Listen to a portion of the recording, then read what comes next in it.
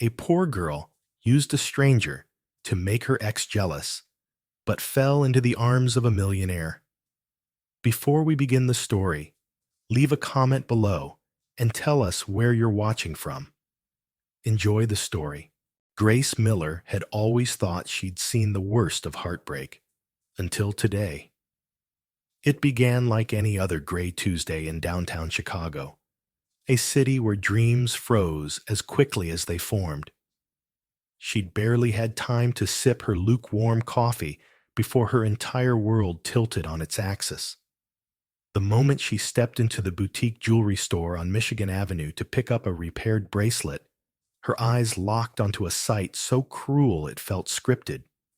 There he was, Andrew, her ex-fiancé, the man who had once whispered promises of forever into her hair, now holding hands with another woman and slipping a glittering engagement ring onto her finger.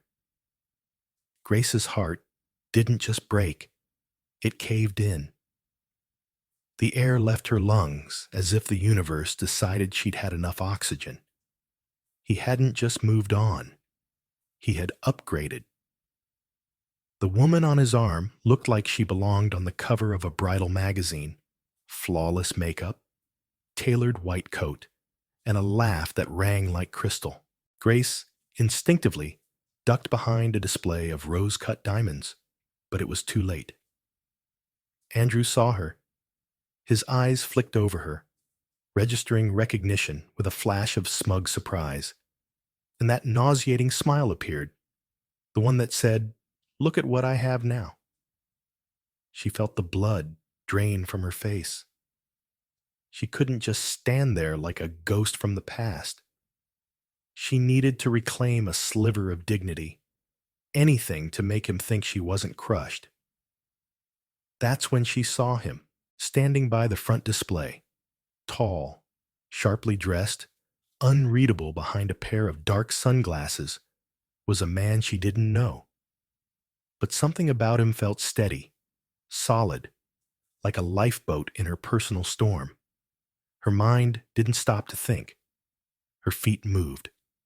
She crossed the room in 3 strides, grabbed the man's arm, turned to Andrew, and said the words that would change everything. "Sorry I'm late, babe." And then she kissed him. She kissed him like her life depended on it. Fast, reckless, and fueled entirely by panic and wounded pride. Her lips hit his in a chaotic crash, and for a terrifying second, she thought he might pull away. But he didn't. He kissed her back.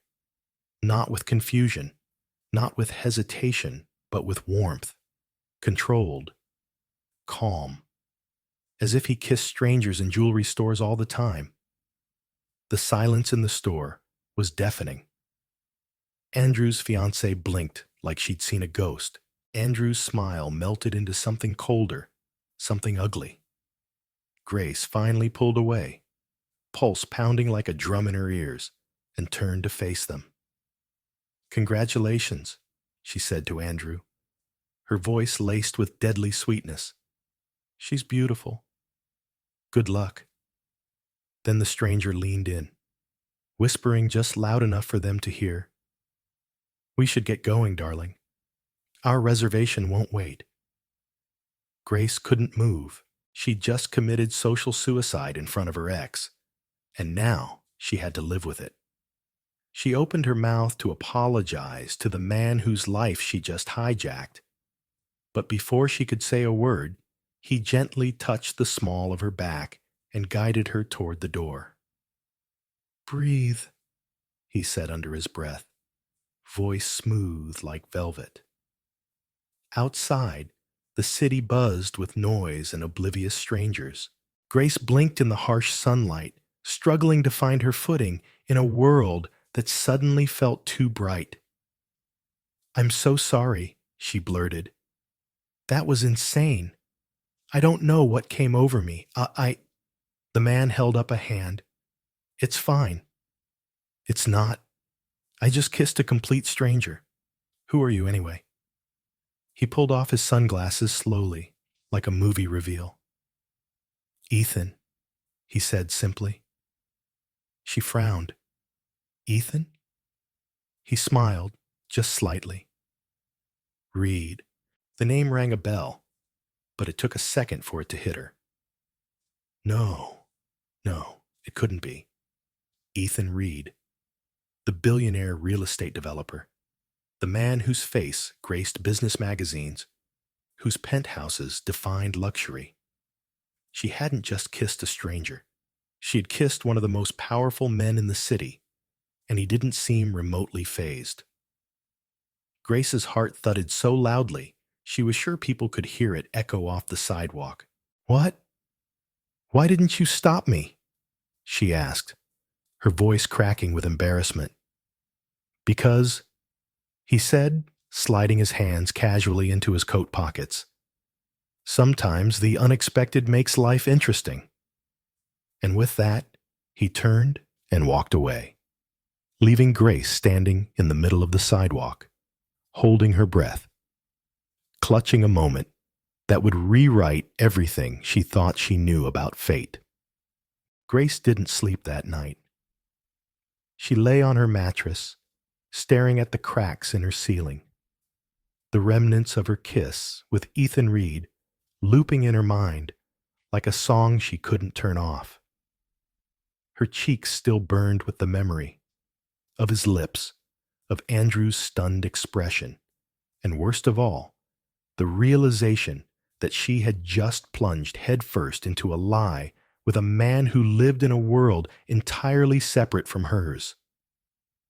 Ethan Reed, a man who existed in newspaper headlines and penthouse floors, not in the world of overdrawn bank accounts and dollar store dinners where Grace resided. Yet she had touched him, kissed him, even shared a moment so charged it refused to leave her system. And now she wanted to crawl into a hole and disappear forever. But fate, it seemed, wasn't done yet. The next morning, Grace was on her way to the diner, where she waitressed part-time. She had barely tied her apron behind her waist when the bell above the door jingled. She turned to greet whoever had walked in and nearly dropped the coffee pot. Ethan, standing there like a mirage in a sea of vinyl booths and ketchup-stained menus. His suit was impeccable, his presence a glaring contrast to the faded linoleum floors and smell of burnt toast. "What are you doing here?" she hissed, rushing over to him before any of her co-workers noticed. "You ran off yesterday before I could ask your name," he said simply, his voice low and calm. "I thought I'd return the favor." Grace blinked, stunned. "You came all the way here just to ask my name?" He smiled faintly. "You stole a kiss, Miss—" "Miller," she said, arms crossed tightly. "Grace Miller." "Well then, Grace," he said, as if trying the name out. "I thought it only fair to know who my fake girlfriend is, since the city's gossip pages already think we're dating." Grace froze. "What?" He pulled out his phone and turned it toward her. A photo, blurry, zoomed in, but unmistakable, showed her kissing Ethan in the jewelry store. Below it, a headline: "Billionaire Ethan Reed's new mystery flame." Her stomach dropped. "Oh no, no. This isn't happening." "I agree," he said, sliding the phone back into his coat pocket. "It shouldn't have, but it did." Grace wanted to scream. She wanted to rewind time, take back that kiss, erase the moment she acted on impulse. "I didn't mean for this to happen. I saw my ex and I panicked. I needed to look like I'd moved on. I didn't think—" "You didn't think you'd end up on page 6, Ethan finished for her. She groaned and buried her face in her hands. "This is a disaster." "Not necessarily." Grace looked up at him, eyes wide. "How is this not a disaster?" "Because," Ethan said, casually sliding into one of the diner booths, "I might be able to use it." "Use it?" He leaned forward. My company is in the middle of a very high-stakes merger. Investors want to see that I'm stable, grounded, that I'm not some workaholic hermit who only loves skyscrapers and spreadsheets. Having a girlfriend, someone who humanizes me, could help the deal go through. Grace laughed, but there was no humor in it. So you want me to keep pretending? Be your fake girlfriend so you can impress investors? He nodded once. Exactly. No way, she said, backing up. Absolutely not. I'll pay you, he added, just as calm. Grace froze. I'll cover your rent for the next 3 months. On top of that, I'll make sure your sister's medical bills are handled. Her heart stilled. How do you know about my sister? I had you looked into, Ethan replied, unapologetic. It's what I do when someone enters my world so suddenly. I had to know if you were a risk. Grace clenched her fists. You had no right. Maybe not, but I also saw that you've been working 2 jobs and still barely getting by. That your sister is waiting for another round of treatment and your insurance doesn't cover it. She didn't speak. Couldn't. Because everything he was saying was true. I'm not asking for a lifetime, he continued. Just 4 weeks. We'll attend a few events. Be seen. Convince the public. And then we walk away. No strings. No complications. Grace looked at him. At the man she'd kissed in a moment of chaos. She could hardly believe this was real.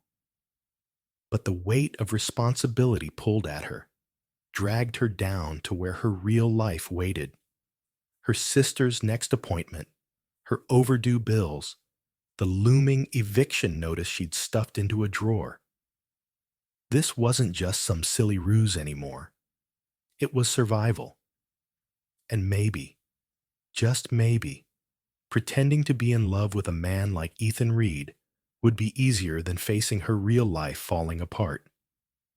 She exhaled slowly. 1 month, she said finally, and then we go back to our separate universes. He held out his hand. Deal. She stared at it for a beat, then shook it. And just like that, the lie became a partnership. What Grace didn't realize then, what neither of them did, was that sometimes a lie told for survival has a way of turning into a truth neither heart was ready for. Grace had no idea how quickly 1 month could begin to feel like a lifetime.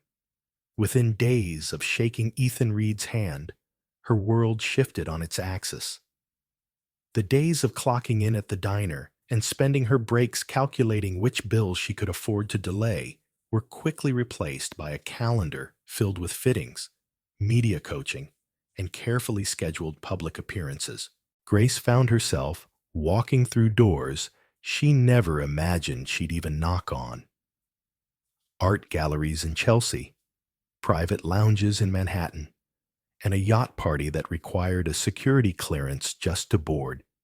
And at the center of it all was Ethan, always calm, always composed, always 1 step ahead. Their first official appearance as a couple was at a benefit gala in Central Park. Grace had been fitted into a midnight blue gown that sparkled with tiny crystals. It hugged her in all the right places, transforming her into someone who looked like she belonged, at least from the outside. She stood in front of the mirror, staring at herself like she was seeing a stranger. But beneath the gown, beneath the styled hair, and the carefully applied makeup, was still the same Grace Miller, nervous, unsure, and wholly out of her depth. You're thinking too hard. Ethan's voice came from behind her. He had entered the room without her noticing, dressed in a tuxedo so sharp it made her blink. He stepped beside her and met her eyes in the mirror. You look stunning. She scoffed lightly. I look like a fraud. Ethan turned to face her fully. "You're not. Not tonight. Not ever." The words caught her off guard. He said them with such certainty, like he believed them more than she ever could. The gala was everything she had feared. Paparazzi lined the entrance, their cameras flashing with dizzying intensity. People whispered behind flutes of champagne, eyes tracking her every move. She clung to Ethan's side, smiling when he did, laughing when appropriate, nodding as if she understood when someone brought up hedge funds or real estate portfolios. She felt like a child playing dress-up in a world where every word could be a test she wasn't prepared to pass. But then, something happened. Ethan reached for her hand, not for the cameras, not for show, but quietly, as if to remind her she wasn't alone. His touch was grounding, steady, and something in her chest eased. She met his gaze, and for the first time that night, Grace smiled not for the crowd, but for him. After the gala, they returned to his penthouse overlooking the Hudson. The city glittered below, endless and alive. Grace stood at the floor-to-ceiling windows, trying to process the night.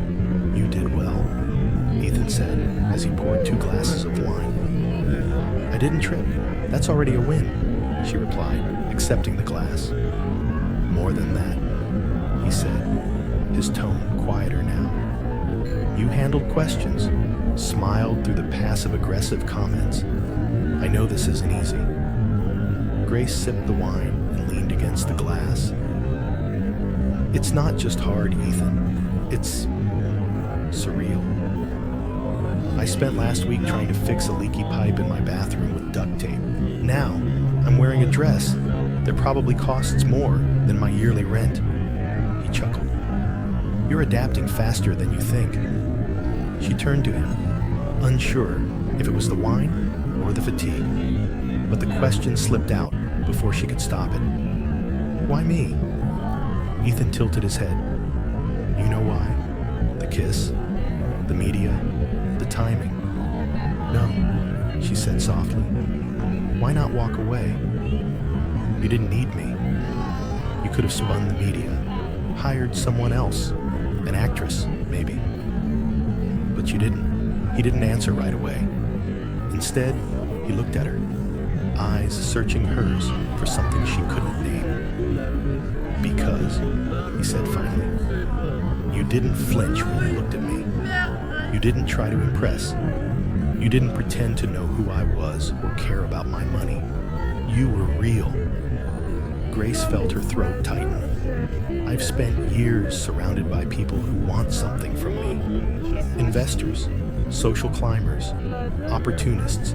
Then you came along and kissed me like I was just a man standing in the wrong place at the wrong time." She smiled, the edges tinged with disbelief. "It wasn't exactly a romantic moment." "No," he agreed, a grin tugging at his lips. "But it was honest." Silence settled between them, not awkward, but full of something unspoken. Grace turned back to the window, letting the city lights blur as her thoughts raced. Maybe she wasn't just playing a role.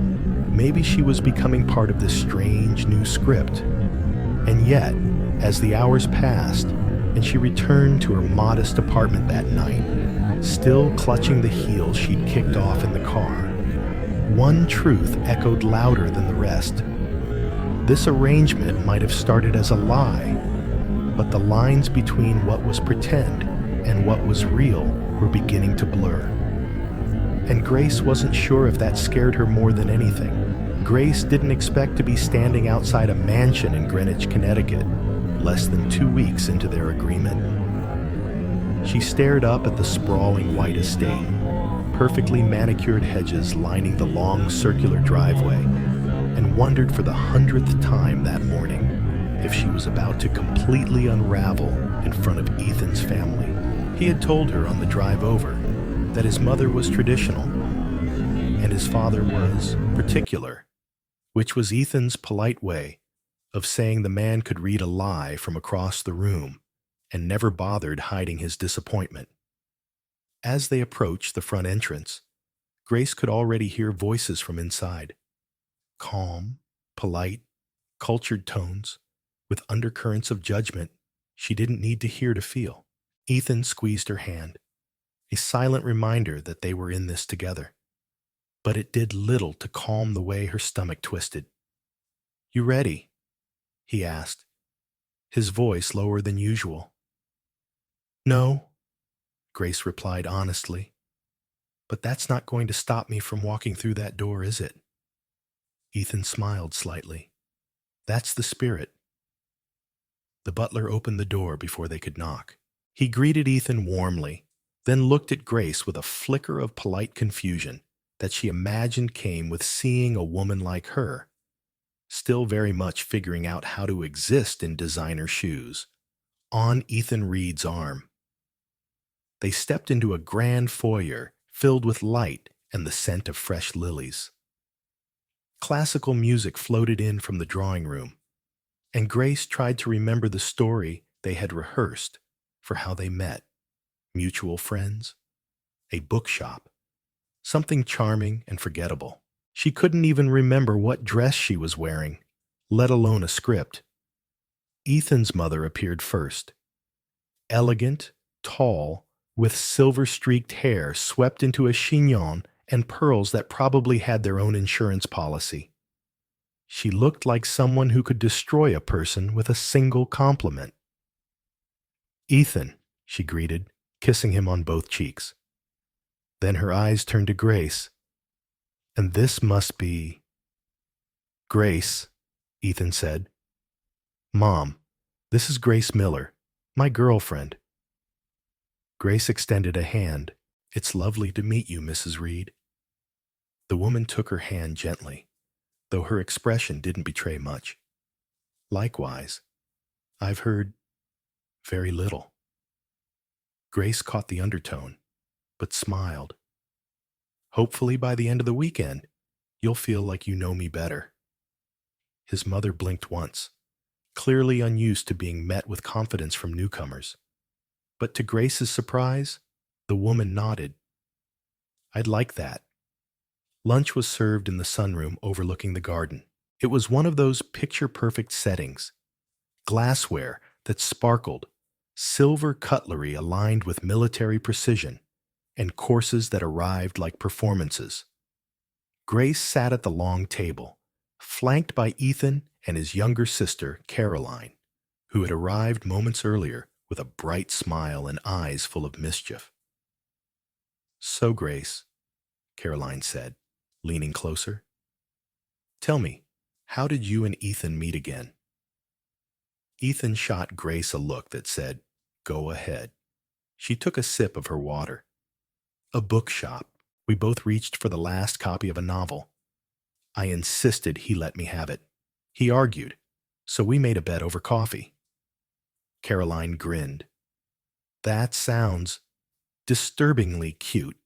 Did you win?" "Of course," Grace said, glancing at Ethan, "though he still claims he let me."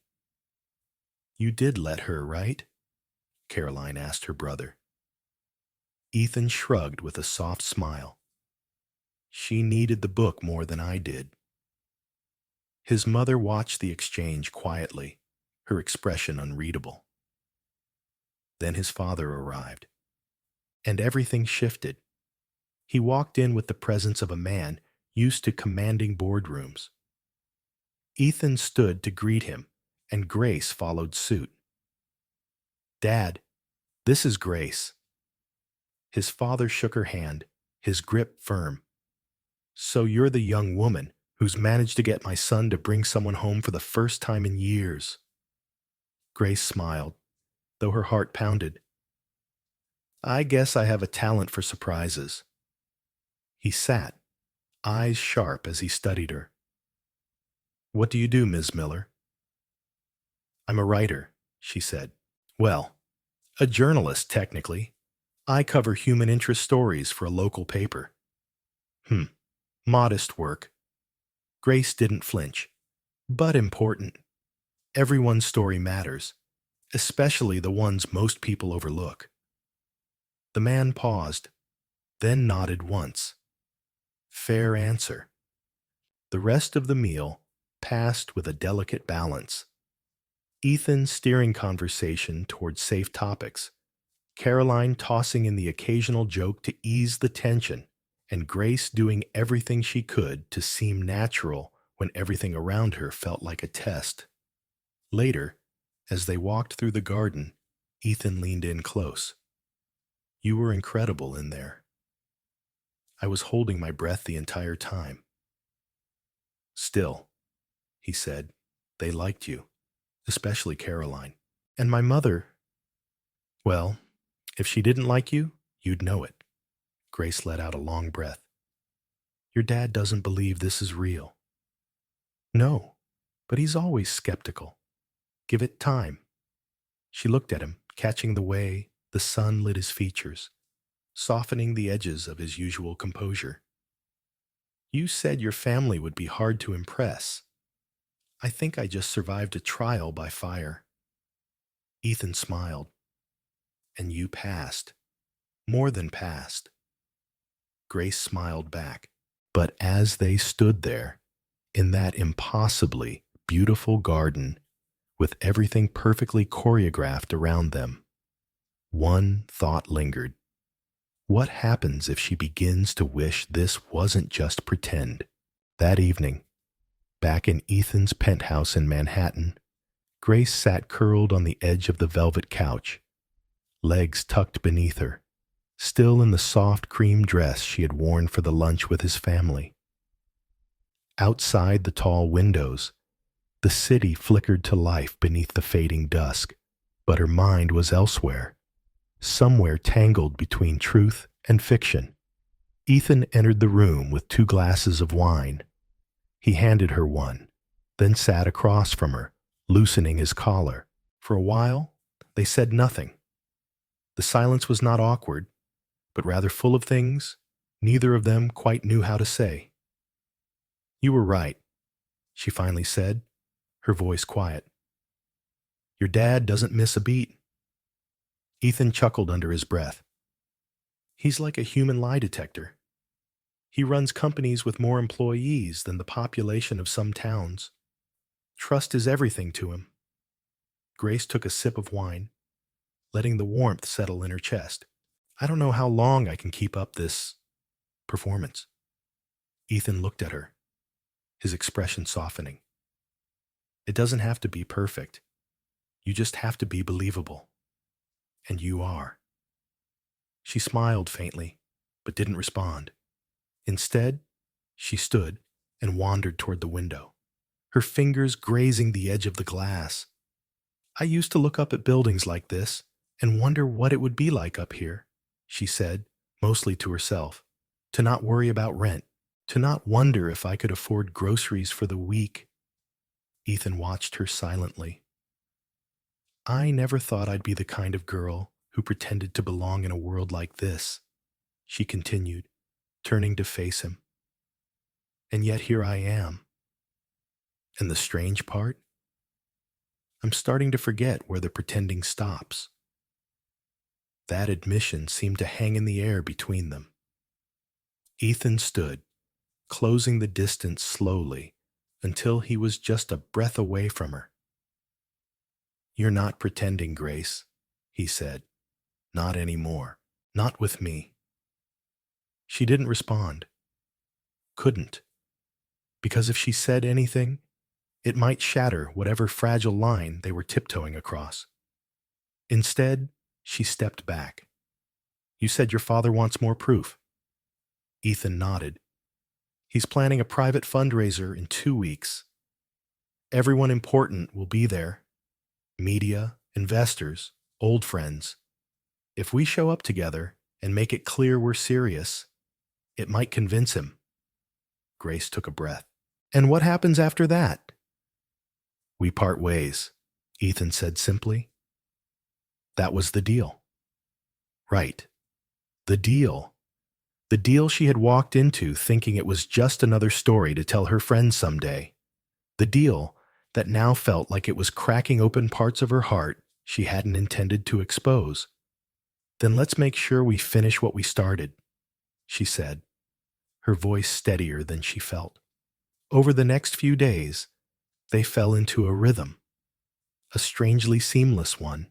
Grace moved into the guest bedroom of Ethan's penthouse, and their days were filled with events, photos, whispered conversations in corners of ballrooms, and the soft, unspoken intimacy of people learning each other's patterns. Ethan brewed his coffee the same way every morning. Grace left post-it notes on the fridge with terrible puns that made him groan. Their fake relationship started to look alarmingly real, not just to outsiders, but to themselves. One evening, they attended a gala hosted at the Met Cloisters. The medieval ambiance, the candlelit courtyards, the music that echoed against stone walls. It was all otherworldly. Grace wore a deep blue gown that made strangers turn their heads. Ethan, in his tailored tuxedo, looked at her as if he was seeing her for the first time. They danced, slowly, as if they were the only ones there. "I don't think I've ever danced in a museum before," Grace whispered. Ethan's hand tightened around hers. "You make everything feel new." Her heart skipped a beat, and in that moment, with the world melting around them and the walls of their contract blurring like watercolors in the rain, Grace realized something terrifying. She wasn't playing pretend anymore, and she wasn't sure he was either. The following morning, Grace awoke with the feeling that something had shifted, subtly but undeniably. She wasn't sure if it was the way Ethan had looked at her while they danced, or the way his hand lingered on the small of her back longer than necessary, or the fact that she hadn't wanted to let go. She padded into the kitchen, hair still tousled, wearing one of Ethan's oversized hoodies she'd borrowed the night before without asking. He was already there, sipping espresso and scrolling through emails on his phone, dressed sharply even at this hour. When he saw her, a faint smile played on his lips. "You stole my hoodie," he said. "You left it on the couch," she replied, pouring herself a coffee. "I didn't know that was fair game." "Everything's fair game when you're living together." He raised an eyebrow. "Even my favorite hoodie?" Grace took a sip and grinned over the rim. "Especially your favorite hoodie." There was something effortless about the exchange, something dangerously natural. It didn't feel like acting. It felt like two people who had spent years learning each other's rhythms, not just weeks. And that realization made Grace pause. She set her coffee down. "So, your father's fundraiser. That's the final checkpoint, right?" Ethan's face shifted, more serious now. He nodded. "Yes. If we get through that, he'll back off. He'll stop pressuring me about legacy, marriage, appearances. This whole performance will have done its job. And after that, we end it? That's what we agreed." Grace nodded slowly, unsure why her chest felt tight. She didn't say what was truly on her mind, that she wasn't sure she wanted it to end. Later that afternoon, Ethan took her to a vineyard in Long Island for what he said was a relaxing escape before the storm. They arrived just as the sun began to dip into gold, casting a warm glow over rows of grapevines stretching into the distance. It was quiet, peaceful, a world away from the chaos of Manhattan. They walked along the narrow paths between the vines, Ethan occasionally pointing out how the winery supplied one of his restaurants. But Grace noticed he wasn't focused on business today. He was present, really present. "I never get time like this," he said, slowing his pace. "Even when I'm away, My phone keeps buzzing. Emails never stop. And yet, you left your phone in the car, Grace pointed out.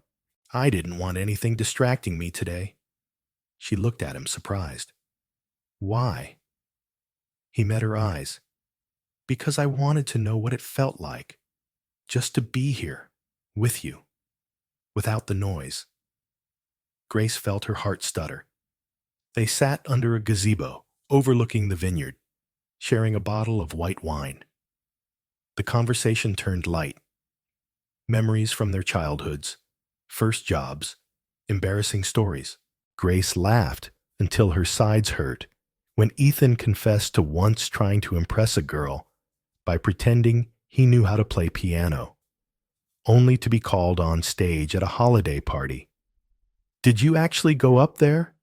She asked, breathless with laughter. I panicked and played chopsticks. Worst 3 minutes of my life. Grace was still chuckling when she realized how close they had leaned toward each other. The laughter faded into silence, but not an awkward one, a charged, delicate pause that begged to be broken carefully. Grace, he said, voice low, has any of this felt real to you? Her breath caught.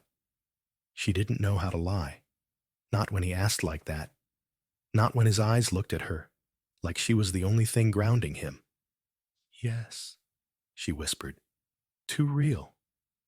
He reached for her hand then, gently, as if testing a boundary he wasn't sure he should cross. His fingers brushed hers, and she didn't pull away. The fundraiser was still days away, and they were supposed to be preparing their act. But here, among the still vines and golden light, there was no script, no deal. Just two people who had started a lie and somehow stumbled into something frighteningly honest. And Grace wasn't sure if it terrified her, or if it was the first time in years she'd felt something that didn't need pretending. The week of the fundraiser arrived faster than Grace expected. The days leading up to it were a blur of tailored fittings, PR briefings, and whispered conversations behind closed doors at Ethan's penthouse.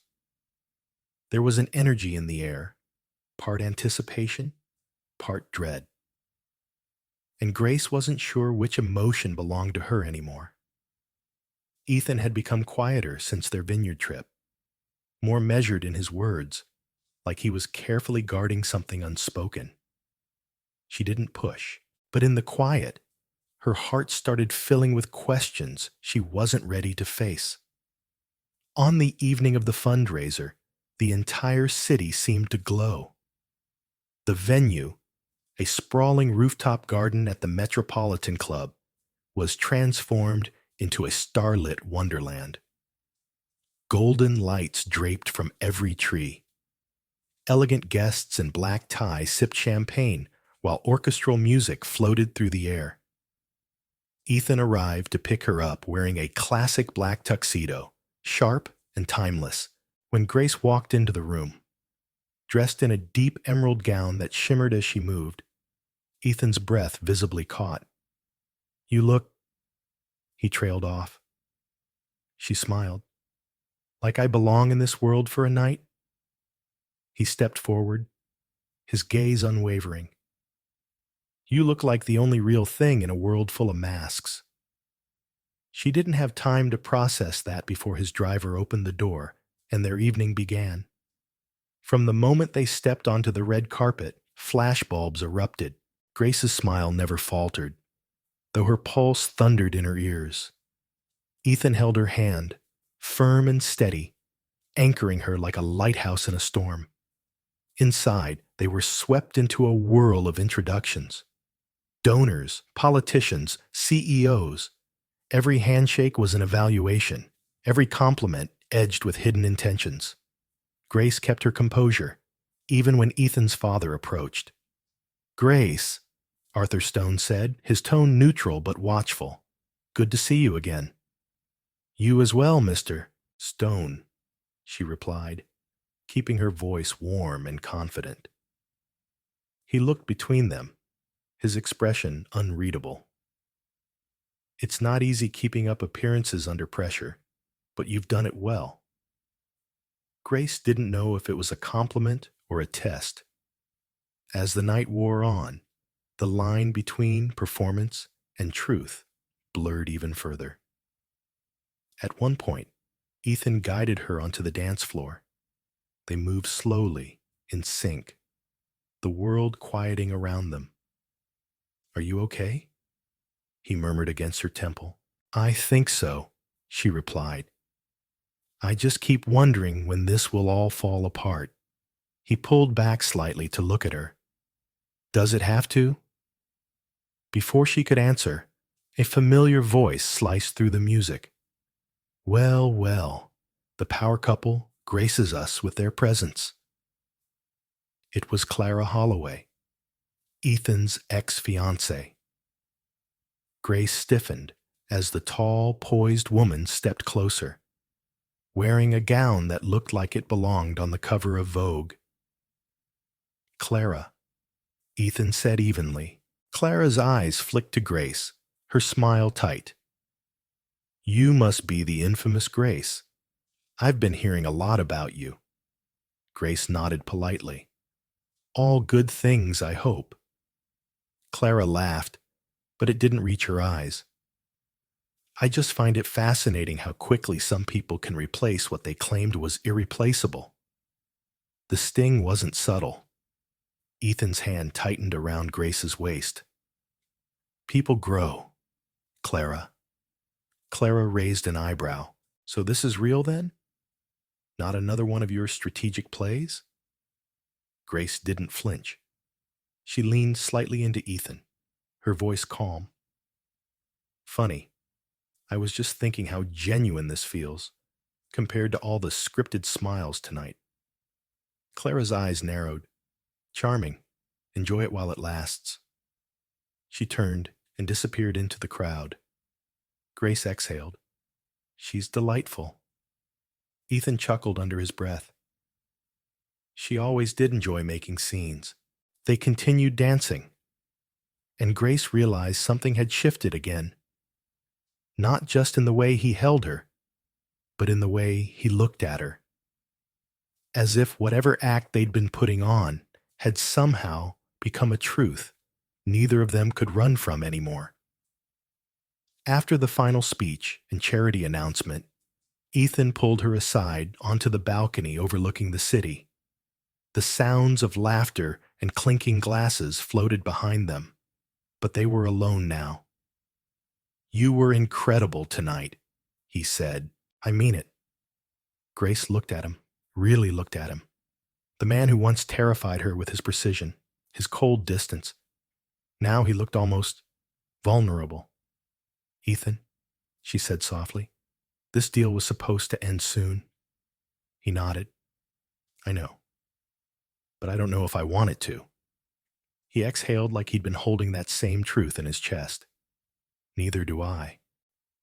There, in the middle of the most public evening of their lives, Ethan Stone reached for Grace not as part of a plan, not for optics, but because it felt inevitable. And when he kissed her, it wasn't for the cameras or the audience. It was the beginning of something real, something that no deal could define. The morning after the fundraiser, Grace woke up not in her small apartment, but in Ethan's penthouse.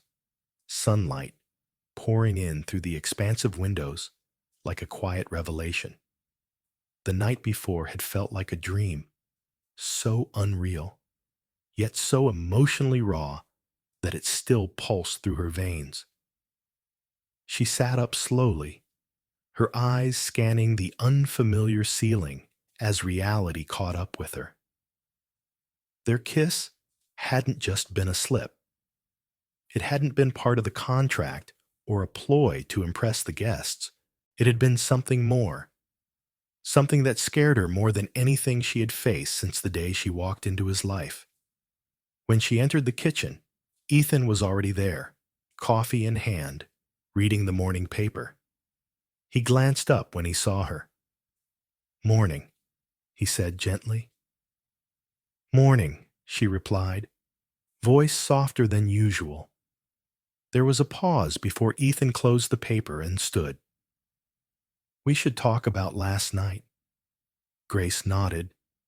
"I know." But neither of them spoke right away. It was as if they were standing on the edge of something, both unsure if it would hold them or crumble beneath their feet. "I didn't plan for that kiss," Ethan finally said, his voice steady but quiet. "It wasn't for show." "I know," she answered. "I meant it, Grace."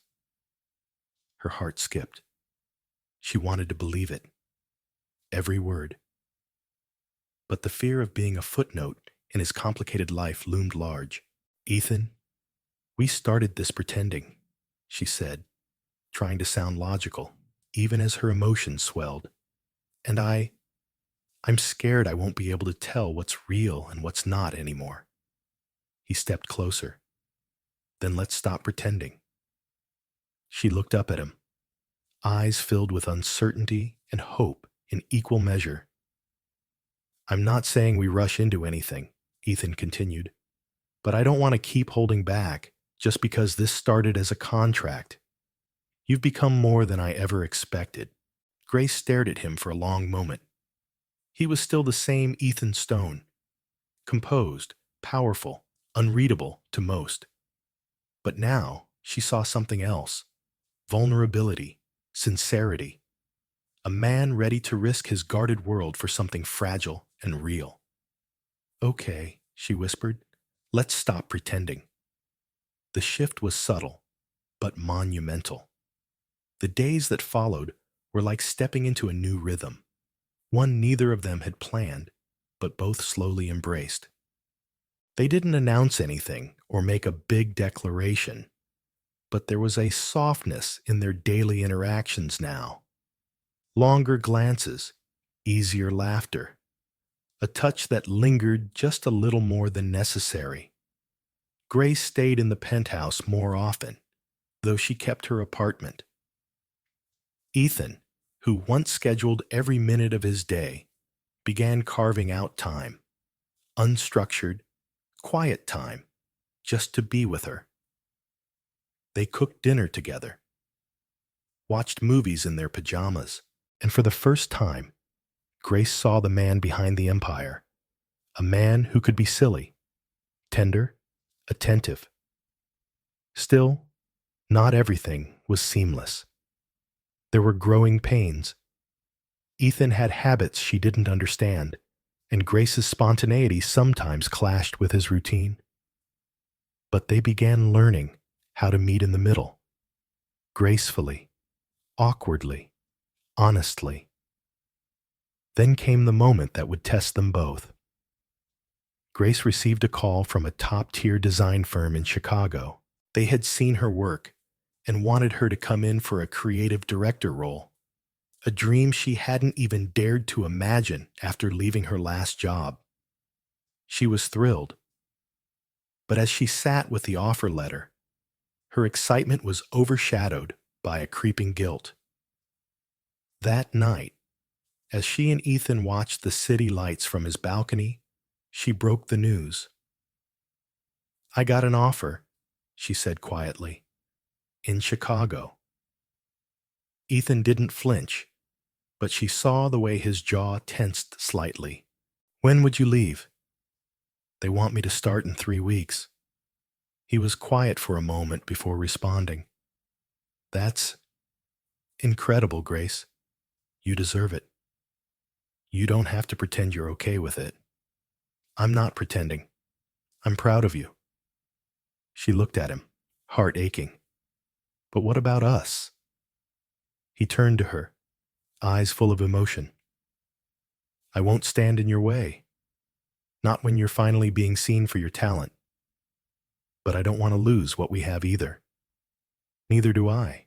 They sat in silence, the weight of reality settling around them. The truth was clear.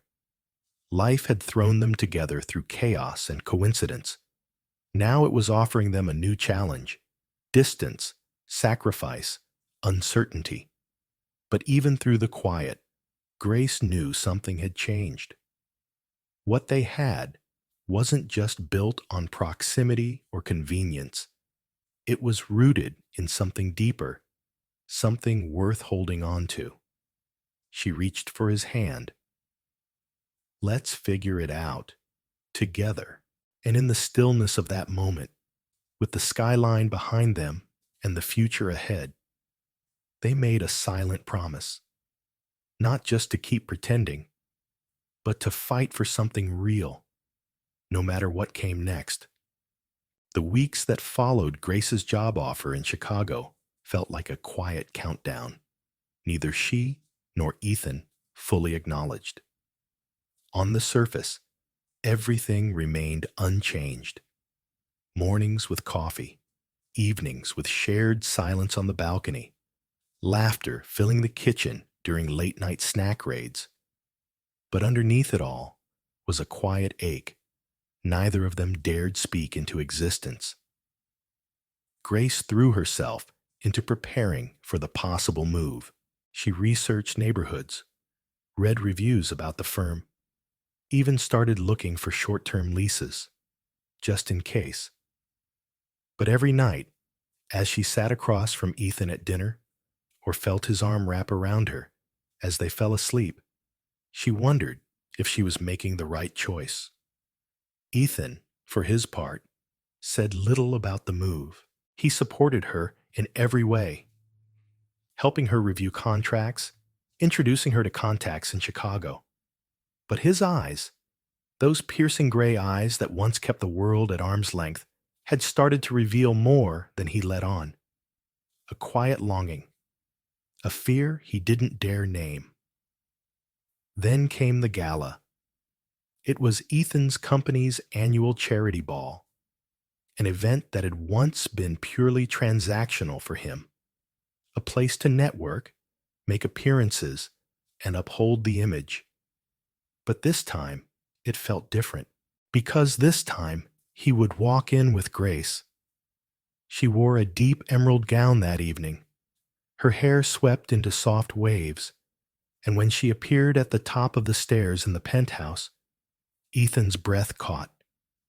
Not because she was stunning, though she was, but because he knew the moment was fleeting.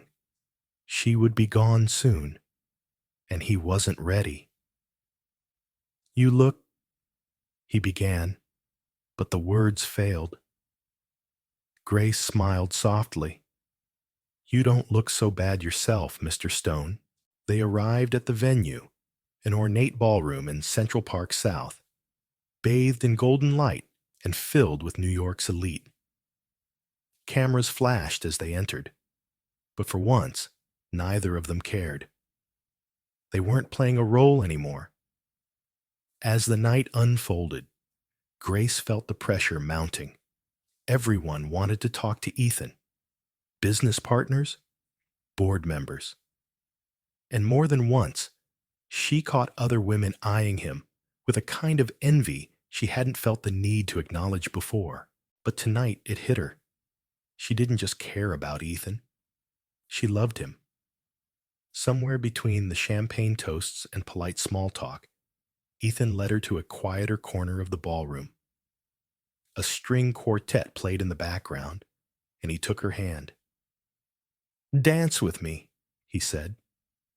They moved together slowly, the world fading around them. "I've been thinking," Ethan whispered. "Dangerous," Grace teased, trying to mask the emotion tightening her throat. "I don't want to lose you," he said simply. She looked up at him, her eyes glassy. "Ethan, I know you need to take this job. I would never ask you not to. But I can't pretend it's easy to imagine my life without you in it every day." Grace swallowed. "It's not easy for me either." "Then let's stop pretending we're just trying to figure things out," he said. "Let's make a plan. Real this time." Her heart fluttered. "A plan?" "I'll split my time. I can fly to Chicago. We can figure out something long-term after your probation period. You don't have to choose between us and your dream. You shouldn't have to. Grace couldn't speak for a moment. The man who once claimed love was too complicated, too dangerous to let in, was now offering her both freedom and commitment. I don't know what the future holds, she finally whispered, her voice shaking. But if you're willing to try, so am I. They didn't kiss then, not in the middle of the dance floor, not surrounded by watchful eyes. But the way he held her, tight, steady, sure, said everything she needed to know. As the music played and the night carried on around them, Grace rested her head on his shoulder and closed her eyes. For the first time in a long time, the future didn't feel like something to fear. It felt like something they would build together. One choice, one leap of faith at a time. The morning after the gala, sunlight spilled across the hardwood floors of Ethan's penthouse, casting warm streaks over the coffee mugs, the half-finished book on the armrest, the heels Grace had kicked off by the couch. She stood in the kitchen, barefoot in one of his shirts, watching the city stretch awake through the floor-to-ceiling windows. Ethan entered quietly behind her, his steps soft, a coffee cup in hand. He handed it to her without a word, and she took it with a smile that said everything. The silence between them was no longer filled with unspoken questions, but a kind of peace, fragile yet real. "You still planning to leave next week?" he asked, his voice casual, but his fingers brushed against hers like he needed to anchor himself. Grace nodded. "Yes, but it doesn't feel like leaving anymore. Not in the way I thought it would." He looked at her, and the weight in his eyes almost undid her. She reached for his hand. "You gave me something I didn't even know I needed, Ethan. You gave me room to grow, but also the strength to stay grounded. That balance, I didn't think I could have both." He stepped closer. "You don't need to carry everything on your own. I used to think love was a detour from purpose, but you've shown me it can be the map." She blinked, tears threatening to spill. "I don't want a love that cages me. I want one that flies with me." Ethan smiled, a rare kind of softness that seemed to bloom only for her. "Then let's fly." The following week was a whirlwind. Grace boarded the flight to Chicago with a suitcase full of clothes and a heart full of questions. But this time, she wasn't running. She and Ethan had agreed on something they both feared for so long: a real commitment without demanding certainty. It wouldn't be easy, but it would be theirs. They kept in touch constantly, texting between meetings, late-night calls that lasted until one of them fell asleep mid-sentence. And every Friday, Ethan flew to Chicago. Sometimes for just a day, sometimes for the weekend, always with the same intensity in his eyes when he saw her, like she was worth every mile. 3 months passed, like a tide neither could stop nor wanted to. Then came the autumn evening that changed everything. Grace returned from work to her small apartment in downtown Chicago, tired but content. The skyline shimmered beyond her window, the streets below humming with life. She set down her bag, kicked off her shoes, and froze. There, on the kitchen counter, was a note. "Come to the rooftop. I have something to ask you." Heart pounding, she took the stairs 2 at a time. The door creaked open to reveal soft string lights draped overhead, candles flickering gently against the wind, and in the middle of it all, Ethan. He stood with one hand behind his back, his other holding a single white rose. Grace stepped forward, breathless. "You came early," she whispered. I couldn't wait, he said. Then he stepped closer, his eyes never leaving hers. Grace, when we met, I was a closed door. You didn't knock. You crashed through, heart first, soul wide open. You turned my life upside down, and in doing that, you gave it meaning. He pulled a small velvet box from behind his back and opened it slowly. I don't want to spend another moment pretending this is temporary. I want coffee with you in the mornings. I want Friday flights to turn into shared Saturdays. I want to build a life, not an arrangement. Grace Taylor, will you marry me? She stared at him, stunned, tears streaming freely. Then she laughed, half in disbelief, half in awe. I kissed you because I was angry and reckless, she said. But loving you has been the most deliberate choice I've ever made. She dropped to her knees and threw her arms around him. Yes, yes, Ethan. 1,000 times yes. They kissed, and for the first time, it wasn't born from desperation, confusion, or survival. It was a kiss rooted in truth, in love, in two people who had finally stopped running and started building. As the wind danced around them and the city twinkled below, Ethan whispered, I told you we'd figure it out. And Grace, with a heart full of peace, whispered back, we always will. In the beginning, Grace Taylor was just an ordinary woman navigating the chaos of everyday life, working hard, nursing heartbreak, and trying to rediscover who she was outside the shadow of a failed relationship.